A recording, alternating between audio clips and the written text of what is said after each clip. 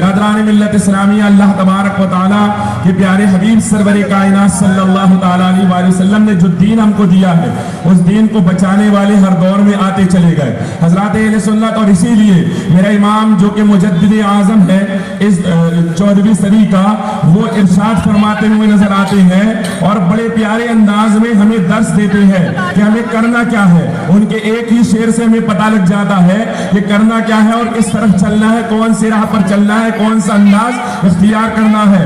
امام کہتے ہوئے نظر آتے ہیں لحد میں عشق رخ شہ کا داغ لے کے چلے۔ لحد میں، لحد مانے قبر ہے، امام کہتے ہیں لحد میں عشق رخ شہ کا داغ لے کے چلے۔ برادران ملت اسلامیہ، میرا امام کہتا ہے کہ قبر کے اندر اگر ہم لے کر جائیں گے تو کوئی اور چیز نہیں لے جائیں گے بلکہ عشق رخ شہ کا داغ لے کر جائیں گے۔ یعنی مصطفیٰ کریم سرور کائنات صلی اللہ تعالیٰ علیہ وآلہ وسلم کا چہرہ مبارک جو ہے، برادران ملت اسلامیہ، اس چہرے کے عشق کا جو داغ ہے وہی داغ لے کر جائیں گے۔ اور یہاں داغ سے مراد وہ داغ نہیں ہے جو بدنامی کا داغ ہوتا ہے، بلکہ یہاں داغ سے مراد وہ داغ ہے کہ جو نیک نامی کا داغ ہوتا ہے۔ میرا امام کہتا ہوا نظر آتا ہے لحد میں عشق رخ شہ کا داغ لے کے چلے۔ اور یاد رکھے، میں آپ سے پوچھنا چاہتا ہوں، ذرا بتائیں کہ جب آپ قبر میں جائیں گے تو قبر میں اندھیرا ہوگا نا، قبر میں اجالا تو ہوگا نہیں، تو قبر میں اندھیرا ہوگا۔ اس اندھیرے کو دور کرنے کے لیے کیا لے کر کے جائیں گے آپ؟ کوئی تو چیز آپ کے پاس ہونی چاہیے جس سے قبر کا اندھیرا دور ہو جائے، کوئی چیز تو آپ کے پاس ہونا چاہیے جس سے قبر کے اندر روشنی ہو جائے۔ تو برادران ملت اسلامیہ، میرا امام کہتا ہوا نظر آتا ہے کہ لحد میں عشق رخ شہ کا داغ لے کے چلے اور اندھیری رات سنی تھی چراغ لے کے چلے، اندھیری رات سنی تھی چراغ لے کے چلے۔ اور تیرے غلاموں کا نقش قدم ہے راہ خدا، وہ کیا بہک سکے جو یہ سراغ لے کے چلے۔ تیرے غلاموں کا نقش قدم ہے راہ خدا، وہ کیا بہک سکے جو یہ سراغ لے کے چلے۔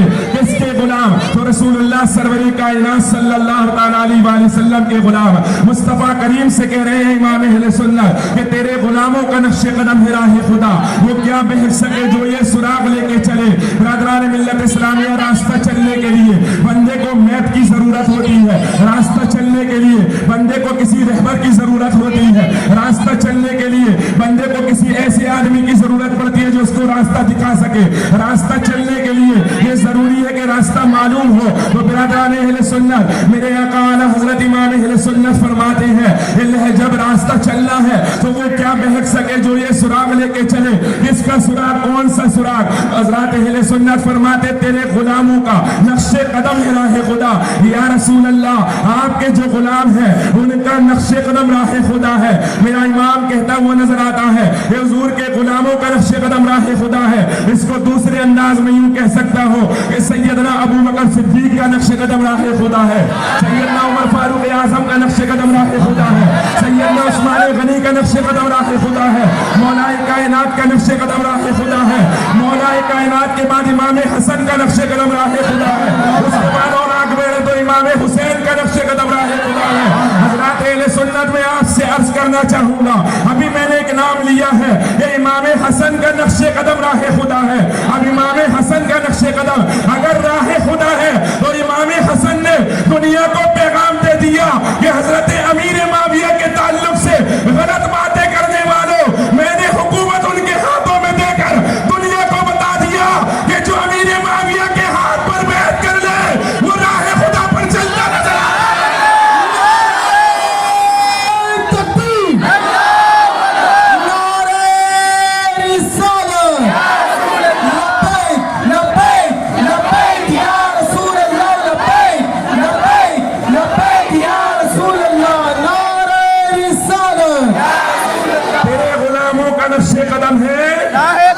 بولو راہ خدا، تیرے غلاموں کا نقش قدم ہے راہ خدا، تیرے غلاموں کا نقش قدم ہے راہ خدا۔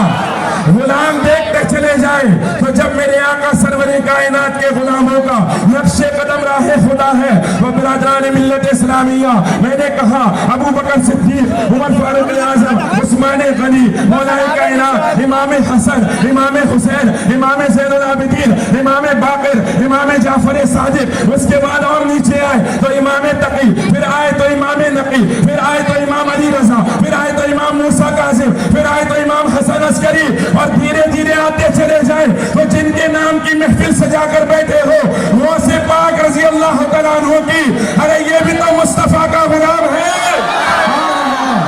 غلاموں کا نقش قدم ہے راہ خدا. حضرات اہل سنت, تو کس کے غلاموں کا نقش قدم ہے راہ خدا؟ مصطفیٰ کے غلاموں کا. بولو, کس کے غلاموں کا نقش قدم ہے راہ خدا؟ مصطفیٰ کے غلاموں کا نقش قدم ہے راہ خدا. راستہ چلنا ہے تو انہی کے غلاموں کے نقش قدم پر چلنا ہوگا. ہاں, اگر جینے کا طریقہ سیکھنا ہے تو انہی سے سیکھنا ہوگا, چلنے کا طریقہ سیکھنا ہے تو انہی سے سیکھنا ہوگا, بولنے کا طریقہ سیکھنا ہے تو انہی سے سیکھنا ہوگا. برادران ملت اسلامیہ, اور پھر میں تو یہ کہتا ہوں, ہم کو ہمارے نبی سرور کائنات اللہ پاک نے ایسی عطا فرمائے ہیں, اللہ اکبر. دنیا کے تمام پیشواؤں کو دیکھو, ان کی پوری زندگی کہیں نظر نہیں آتی, لیکن مصطفیٰ کا چلنا بھی نظر آتا ہے, بولنا بھی نظر آتا ہے, بیٹھنا بھی نظر آتا ہے. سارے انداز میرے آقا سرور کائنات کے موجود ہے, اور سب نگاہوں کے سامنے ہے. کہیں بھٹکنے کی ضرورت نہیں ہے,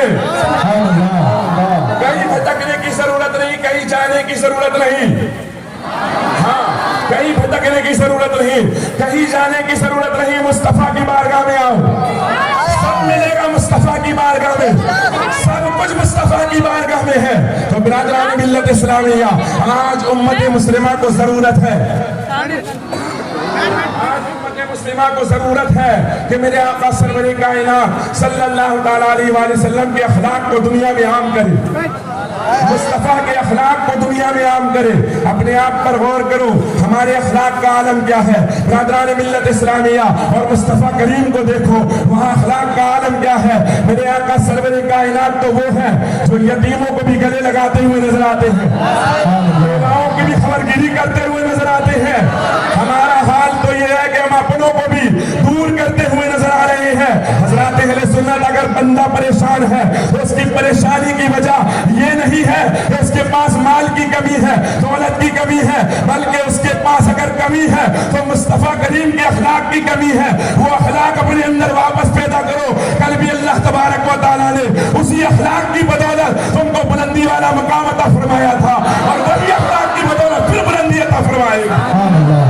برادران ملت اسلامیہ, سیدنا فاروق اعظم ہے. سے بولے ذرا ماشاءاللہ, یہ سیدنا فاروق اعظم ہے. سیدنا فاروق اعظم کھڑے ہوئے اور ارشاد فرمایا, اپنی پوری کی پوری فوج سے 3 لاکھ کا مجمع, اور سرکار فاروق اعظم پوری فوج سے فرماتے ہیں, ایک صف میں کھڑے ہو جاؤ. سبحان اللہ. سارے کے سارے ایک ہی صف میں کھڑے ہو گئے, سب ایک صف میں نظر آ رہے ہیں. برادران ملت اسلامیہ, بیٹھا آپ حضرات کو بیٹھا, ارے بیٹھ جاؤ, بیٹھ جائیں, تشریف رکھیں بھائی, بیٹھ جاؤ. کوئی نہیں, درود شریف پڑھ لے ایک مرتبہ.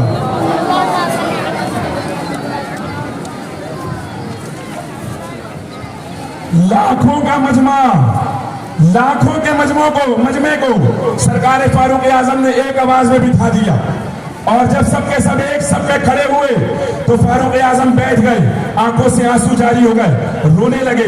جب آپ رونے لگے تو کسی نے پوچھا کہ اے سیدنا فاروق اعظم, رونے کی وجہ کیا ہے؟ امیر المومنین کیوں رو رہے ہیں؟ تو سرکار فاروق اعظم فرماتے ہیں کہ اللہ اکبر. سرکار فاروق اعظم فرماتے, جب میں نوجوان تھا اور جب میں مصطفیٰ کے دامن کرم میں نہیں آیا تھا, جب میں نوجوان تھا تو میرا باپ خطاب مجھے 5 اونٹ لے کر کے جنگل میں بھیجتا اور مجھ سے کہتا کہ ان 5 اونٹوں کو ایک لائن میں کھڑا کر دو. جب میں کھڑا کرنے کی کوشش کرتا تو ایک کو کھڑا کرتا تو دوسرا سامنے سے ہٹ جاتا, دوسرے کو کھڑا کرتا تو تیسرا ہٹ جاتا, اور وہ 5 اونٹوں کو بھی میں ایک لائن میں کھڑا نہیں کر پاتا تھا. سرکار فاروق اعظم کہتے ہیں, اس کے بعد میرا باپ خطاب میرے سینے پر گھوسا مار کے کہتا کہ عمر, تو مجھے عرب کے لوگوں میں بدنام کر دے گا, تجھ سے 5 اونٹ بھی نہیں سنبھالے جاتے. وہ سرکار فاروق اعظم کہتے ہیں کہ جب تک مصطفیٰ کی بارگاہ میں نہیں آیا تھا 5 اونٹ سنبھالنا مشکل تھا اور ایک لائن میں کھڑا کرنا مشکل تھا, اور جب حضور کا دامن پکڑا تو لاکھوں مسلمان ایک لائن میں ایک آواز میں کھڑے ہوتے نظر آئے.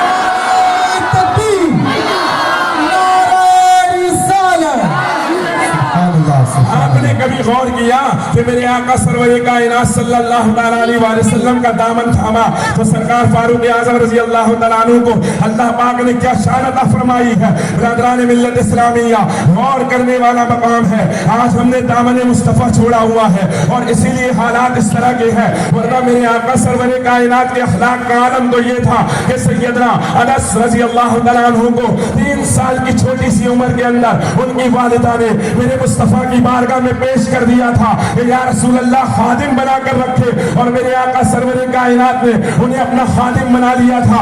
10 سالوں تک سیدنا انس جو ہے تو میرے آقا سرور کائنات کی بارگاہ میں خادم بن کر کے رہے، اور سیدنا انس بن مالک فرماتے ہیں خدا کی قسم ان 10 سالوں کے اندر میرے آقا نے نہ مجھے کبھی ڈانٹا ہے نہ مجھے کبھی جھڑکا ہے، یہاں تک کہ کبھی تیز نظر سے گھورا بھی نہیں ہے۔ آج ذرا اندازہ تو لگائیں کہ خادم اور مخدوم کا معاملہ کیا ہوتا ہے۔ اگر کوئی ہمارا نوکر بن جائے، کوئی ہمارا خادم بن جائے تو ہم اس کو ڈانٹیں گے بھی، کئی مرتبہ گھوریں گے بھی، کئی مرتبہ جھڑکیں گے بھی، لیکن 10 سال کا عرصہ گزرتا ہے اور 10 سال میں مصطفیٰ کی بارگاہ میں رہنے والا خادم کہتا ہے اللہ اکبر، میرے آقا نے مجھے کبھی نہیں ڈانٹا، میرے آقا نے مجھے کبھی نہیں گھورا، اور میرے آقا نے مجھے کبھی نہیں جھڑکا۔ میرے آقا سرور کائنات کے دیوانوں ذرا غور تک کرو کہ مصطفیٰ کریم کا اخلاق کیسا ہوگا۔ اور چلیے حضرت انس کی بات رہی اور آگے بڑھے، حضرت سیدنا زید بن حارثہ ہے، وہ رسول اللہ سرور کائنات کی بارگاہ میں غلام بن کر کے آئے تھے۔ اس زمانے میں غلاموں کا کیا حال تھا یہ دنیا جان نہیں سکتی ہے۔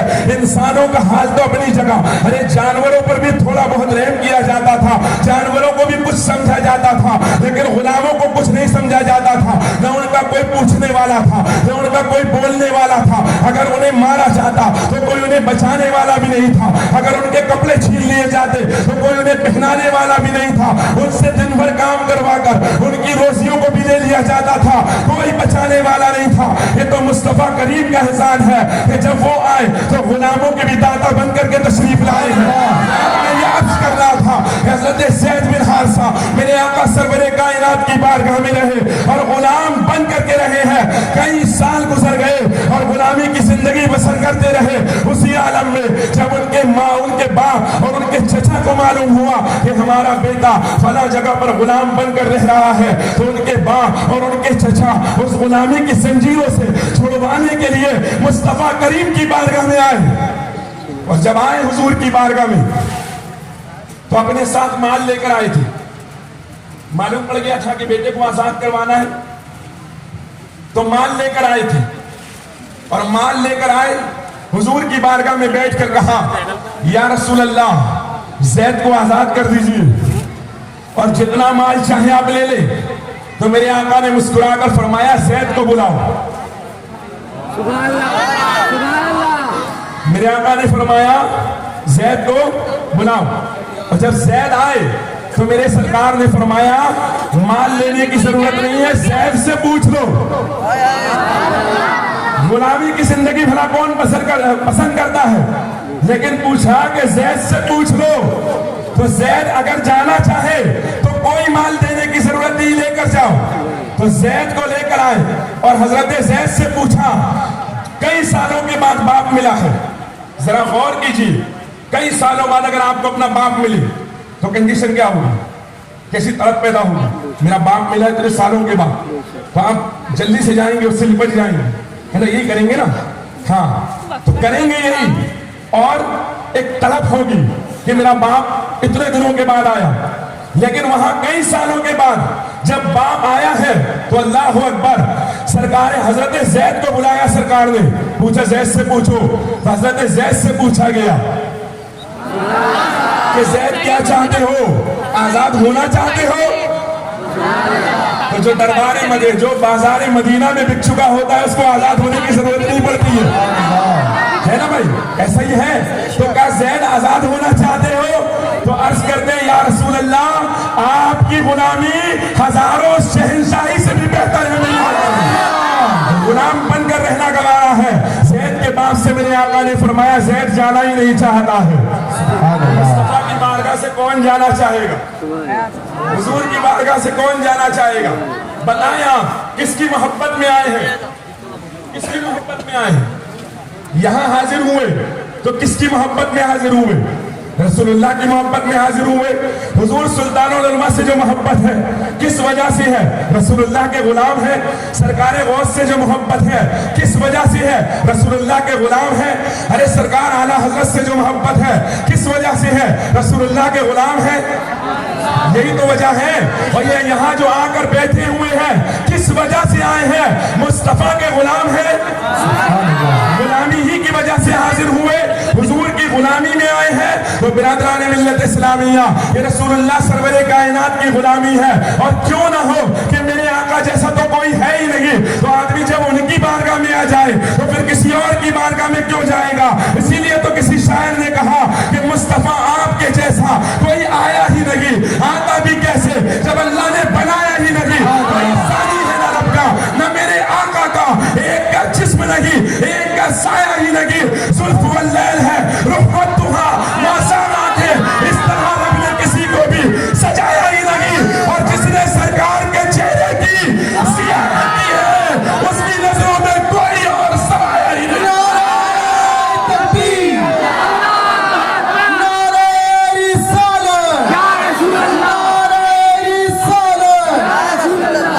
जिसने हुजूर को देखा फिर कोई और समाया ही नहीं।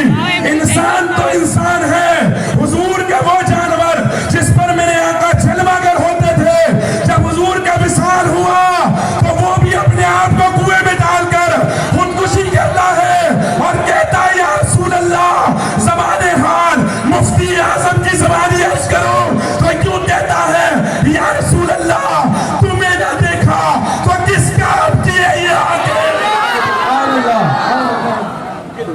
की है सारी बाहर आंखों में। बेशक हाँ, मुस्तफा को ना देखा तो फिर किस काम की है?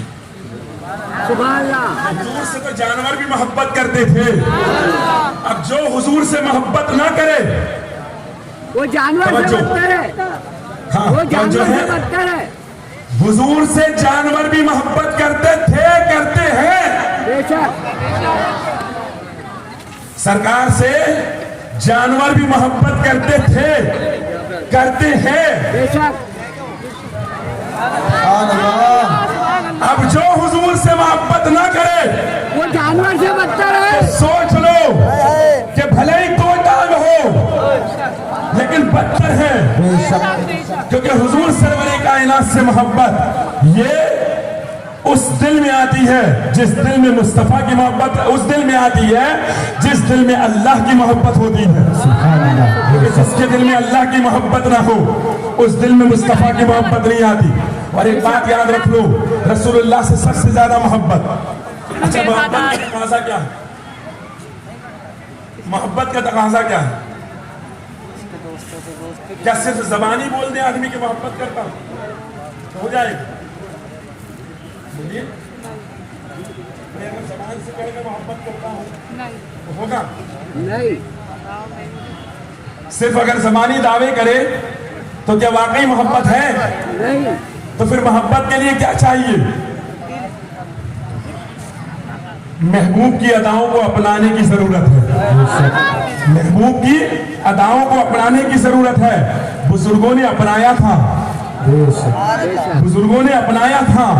सरकारे ख्वाजा हिंदुस्तान की सरजमीन पर आए, सरकारे ख्वाजा हिंदुस्तान की सरजमीन पर तशरीफ लाए। यहाँ की बोली संस्कृत थी और सरकारे ख्वाजा की बोली फारसी थी, लेकिन उसके बावजूद एक दो नहीं बल्कि कई लाख लोग इस्लाम का कलमा पढ़कर मुसलमान होते नजर आ रहे हैं। भाई क्या बात थी, इतनी बेहतरीन तकरीरें हो रही है, उलमा तकरीरें कर रहे हैं, सारा मामला हो रहा है, असर नाम की कोई चीज नहीं है, लेकिन मेरा ख्वाजा चलता है तो लोग मुसलमान होते नजर आते हैं। वजह क्या है? वजह यह है मुस्तफा सरवरे कायनात की सुन्नतों को अपने अंदर ढाल लिया था। एक एक चीज मुस्तफा सरवरे कायनात की अपनाते हुए नजर आए। बिरादरान मिल्लत इस्लामिया, आज पूरी दुनिया को अखलाक मुस्तफा की जरूरत है। आज पूरी दुनिया को किरदार मुस्तफा की जरूरत है। आज पूरी दुनिया को मेरे आका सरवरे कायनात के किरदार की जरूरत है। अगर किरदार मुस्तफा पूरी दुनिया में आम कर दिया जाए, इंशाअल्लाह तबारक व तआला दुनिया की तमाम परेशानियां दूर होती हुई नजर आएंगे, इसलिए कि मेरे आका सरवरे कायनात रहमतुल लिल आलमीन है, तमाम जहानों के लिए रहमत बनकर आए हैं। तो मेरे आका सरवरे कायनात की इत्तिबा हर शख्स के लिए जरूरी है। और खासकर ऐ सुन्नियों, मैं आपसे कहता हूँ कि इत्तिबाए रसूल के अंदर आप क्या करते हुए नजर आते हैं? नमाजों की पाबंदी नहीं, इसी तरह मस्जिदों को आबाद करने का मिजाज रखिए। अल्लाह अकबर, बहनों को परेशान किया जा रहा है, भाइयों को परेशान किया जा रहा है, रिश्तेदारों से रिश्तेदारियां तोड़ी जा रही है, कता ताल्लुक किए जा रहे हैं। हजरात अहले सुन्नत ये तो मुस्तफा की तालीम नहीं है। मेरे आका ने तो फरमाया है कि जो तुमसे तोड़े तुम मुझसे जोड़ो। मुस्तफा का इरशाद तो ये है कि जो तुमसे तोड़े तुम उससे जोड़ो। यहाँ तो हाल ये है कि भाइयों को परेशान किया जाता है, बहनों को परेशान किया जाता है, रिश्तेदारों को परेशान किया जाता है, उनकी जमीनों पर कब्जे किए जा रहे हैं, उनके प्लाट खा जाए जा रहे हैं, और फिर नाम लिया जा रहा है कि हम तो तनातन सुन्नी है। तो बिरादरान मिल्लत इस्लामिया, तनातन सुन्नी वो नहीं होता, बल्कि तनातन सुन्नी तो वही होगा ना जो मुस्तफा करीम की सुन्नतों पर अमल करता हुआ नजर आएगा। आज उम्मत मुस्लिमा मेरे आका की सुन्नत पर अमल नहीं कर रही है। हमारा हाल ये है, हमारे यहाँ बहुत सारे लोग कहते हैं भाई हम तो अच्छों के साथ अच्छे बोलते हैं ना, हम तो अच्छों के साथ अच्छे हैं और बुरों के साथ बुरे हैं, बोलते हैं ना इस तरह कि हम अच्छों के साथ अच्छे हैं, बुरों के साथ बुरे हैं। मैं आपसे कहता हूं यार, अच्छों के साथ तो सभी अच्छे होते हैं, अच्छों के साथ सभी अच्छे होते हैं। बात तो तब है कि तू बुरों के साथ भी अच्छा हो जा, बात तो तब है ना कि तू बुरों के साथ भी अच्छा हो जा। यहाँ बात याद आई सैयदना बायजीद बुस्तामी की, मोहब्बत से जरा से बोले सुभान अल्लाह। हाँ, तो बात याद आई कि बायजीद बुस्तामी की। एक मर्तबा बैठे हैं दरिया के किनारे पर, और जब दरिया के किनारे बैठे हैं तो आपने देखा कि एक बिच्छू वो दरिया में डूब रहा था। सरकार बायजीद बुस्तामी ने उसको पकड़कर बाहर निकालना चाहा। जैसे ही हाथ लगाया, बिच्छू की आदत होती है डंक मारना, होती है ना। ऐसे कुछ लोग हमारे अंदर भी होते हैं जिनको जैसे सहारा देने के लिए आप आगे बढ़ोगे डंक मारेगा, होते हैं ना, ऐसे होते हैं ना। हाँ, जैसे ही आप सहारा देने आगे बढ़ोगे वो फौरन आपको डंक मार देगा। इस तरह के बहुत सारे लोग हमारे अंदर भी होते हैं। अगर किसी की ज्यादा तारीफ करोगे तो वो अपने आप को फिर सबसे ऊपर समझने लगेगा, उसका अंदाज व अतवार बदल जाएगा। इस तरह के बहुत सारे लोग हमारे अंदर भी होते हैं, है ना। तो बायजीद बुस्तामी बैठे हैं, बिच्छू को देखा, बिच्छू की आदत है डंक मारना। जैसे ही देखा कि वो डूब रहा है, आपने हाथ डालकर उसे बाहर निकालना चाहा। जब उसको बाहर निकालना चाहा उसने डंक मारा, आपने छोड़ दिया, क्योंकि जब डंक मारता है तो तकलीफ होती है ना। हाँ, तो जो सब किसी न किसी के सताए हुए बैठे होंगे, है ना। हाँ, बाज लोग तो वो भी होंगे जो दूसरों को सताते हैं लेकिन सोचते होंगे कि मुझे बड़ा सताया जाता है। तो इस तरह के बहुत सारे लोग होंगे। और यहाँ पर सभी लोग बैठे हैं, तो सभी लोगों के अंदर अक्सर का ये हाल होगा कि वो किसी ना किसी के सताए हुए होंगे, वो फला ने मेरे साथ बड़ा बुरा किया था। अब टाइम आने दो, वक्त आने दो, फिर बताता हूँ, है ना। तो ये मिजाज तो होता है अक्सर और बेशतर का कि तैयार रहे बेटा तू भी, हम तो ईंट का जवाब तुझे पत्थर से देंगे। वो भाई पत्थर से जवाब मत दे, अगर वो ईंट दे रहा है तो ले और उस ईंट को मस्जिद में लगा दे। अगर ईंट दे रहा तो ले, उसको मदरसा में लगा दे, कुछ तो कर। इस तरह के बहुत सारे काम किए जा सकते हैं, लेकिन ईंट का जवाब पत्थर से देने का मिजाज है। सोचो तो सही, वो कौम जो लोगों की रहनुमाई करती थी, लोगों के लीडर बने होते थे, उस कौम के नौजवान लोगों के झंडे उठाते हुए घूमते नजर आ रहे। कौम अपने आप पर गौर करे, गई कहां? कौम वो थी कि जो लोगों को रास्ता दिखाती थी, कौम वो थी।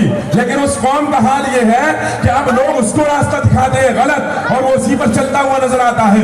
तो कहां गई हमारी गैरत, कहां गई हमारी हमीयत? हम सोचते हैं फला को लीडर बनाए, फला को लीडर बनाए, फला को लीडर बनाए, फला को लीडर बनाए। मैं कहता हूं यार, तुम्हारे पास तो कायनात का सबसे बड़ा लीडर है जिसका नाम मोहम्मद अरबी है। और वो कोई आम नेताओं की तरह, आम लीडरों की तरह नहीं है, बल्कि उसकी शान तो बड़ी अरफा वाला है। हजरात, मैं अर्ज कर रहा था कि वो कौम जो लोगों को राह हिदायत दिखाती थी, ये नौजवान बैठे हुए हैं यहाँ, जम्मे गफीर है नौजवानों का, कसीर मजमा, और अक्सर इसमें नौजवान है। इन नौजवानों को देखो, कोई 14 साल का, कोई 15 साल का, कोई 20 साल का, कोई 25 साल का। और जब इन नौजवानों के काम देखे जाएं तो पता लगता है कि कोई दिन भर वीडियो देखने में गुजारा करता है, कोई दिन भर जो है तो मोबाइल चलाने में काम गुजारा करता है। इन नौजवानों को अगर देखा जाए तो दिन भर वो या तो कभी यहाँ बैठा है, कभी उस चौराहे पर बैठा है, कभी उस चौराहे पर बैठा हुआ है। मोहल्ले की लड़कियां चौराहे से गुजरने से तकबीर, नारे रिसालत, हज़रत अल्लामा मौलाना वसीम रज़ा साहब क़िबला, नारे तकबीर, नारे रिसालत। खुशी का क्या हज़रत?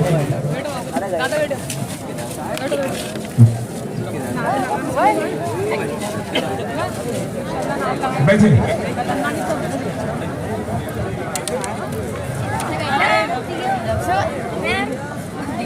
वो नौजवान देखिए, आप मैं अर्ज कर रहा था कि नौजवानों का हाल अब ये है कि कोई चौराहे पर बैठा है, कोई वहां चौराहे पर जमघट लगाकर 10-12 बैठ जाते हैं। मोहल्ले की लड़कियों को गुजरना तक मुश्किल होता है। बिरादरान मिल्लत इस्लामिया, एक आज का नौजवान है जो चौराहे पर बैठा हुआ नजर आ रहा है, और एक कल का नौजवान था, ये 17 साल का नौजवान जिसको चलने की तमीज नहीं है, और एक 17 साल का नौजवान था तारिक बिन जियाद, ये 17 साल की उम्र के अंदर स्पेन को फतह करता हुआ नजर आ रहा था। एक आज का नौजवान है जिसको 14 साल की उम्र के अंदर बात करने की तमीज नहीं होती है, और एक वो नौजवान था जिसको इमाम अहमद रजा कहा जाता है, और 14 बरस की उम्र के अंदर बैठ करके फतवा नवीसी करता नजर आ रहा है।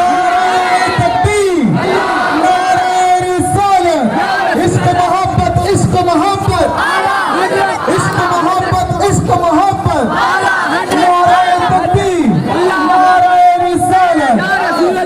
तो बताएं, जरूरत है कि नहीं मुस्तफा करीम सरवरे कायनात के अखलाक की उम्मत को? जरूरत है कि सब के सब अपनाएं, सब उस रास्ते पर चलने का मिजाज बनाएं। लेकिन हज़रात अहले सुन्नत, हम दुनिया के बखेड़ों में इस तरह से गुम हो चुके हैं कि अभी एहसास ही नहीं है कि हम कर क्या रहे हैं, हमें करना क्या चाहिए था। तो हज़रात, मैं आज से कहना चाहता हूँ, अरे छोड़िए सबको, क्योंकि मेरा वक्त नहीं है, हजरत का वक्त हो चुका है। उसके बाद हजरत क़िबला तशरीफ लाने वाले हैं, इसलिए मैं आज से कहना चाहता हूँ कि छोड़िए सबको और आइए उस बारगाह के अंदर जिसे मुस्तफा करीम की सबसे अरफा वाला बारगाह कहा जाता है। उस बारगाह में आए और इमाम अहमद रजा का शेर यूं पढ़ते हुए आए और यूं कहते हुए आए कि मैं मुजरिम हूं आका, मुझे साथ ले लो, ये रास्ते में है जा बजा खाने वाले। अरे आज ले उनकी पनाह, आज मदद मांग उनसे, आज उनकी बारगाह के अंदर आ जा, आज उनकी पनाह के अंदर आ जा। इंशाअल्लाह तबारक व तआला तेरी दुनिया भी कामयाब हो जाएगी, तेरी आखिरत भी कामयाब हो जाएगी। बिरादरान मिल्लत इस्लामिया, ये जो जलील ख्वार हो रहे हैं, तो इज्जत किसी और के दामन में नहीं, मुस्तफा के दामन में मिलने वाली है। इसलिए आओ मुस्तफा की बारगाह के अंदर। अल्लाह तबारक व तआला मुझे आपको सबको हुजूर सरवरे कायनात की बारगाह का सच्चा वफादार बनने की तौफीक नसीब फरमाए। आमीन। अस्सलामु अलैकुम व रहमतुल्लाहि व बरकातहू।